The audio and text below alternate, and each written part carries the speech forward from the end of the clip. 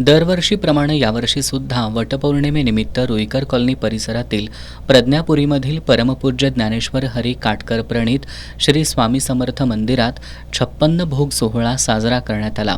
या निमित्तानं श्री स्वामी समर्थांची फुलांनी सजवलेल्या रूपात पूजा मांडली होती। या सोहळ्यात श्री स्वामी समर्थांना 56 विविध प्रकारच्या पदार्थांचा नैवेद्य अर्पण करण्यात आला। मंदिर समितीचे अध्यक्ष नारायण बुधले यांनी या सोहळ्याची माहिती दिली। आजचा वैशिष्ट्य दिवस म्हणजे महिलांचा वटसावित्रीच्या पूजा।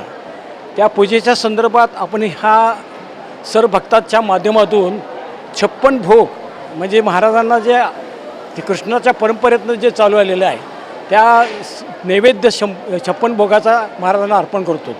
त्याप्रमाणे सगळ्या महिलांना आम्ही आवाहन केल्यामुळं अनेक महिलांनी सगळा जे आवडते महाराजांना आवडते जे पदार्थ आहेत ते प्रत्येकाने आपल्या कोयतीप्रमाणे आणून दिलेले आहेत। तसे म्हटलं तर 56 भोगाच्या ऐवजी 100च्या वर पदार्थ ह्या लोकांच्याकडून आलेले आहेत। त्यामुळं हा प्रसाद जवळजवळ 5-6 वर्ष झालं आम्ही ह्या 56 भोगचा प्रसाद करतो आहे।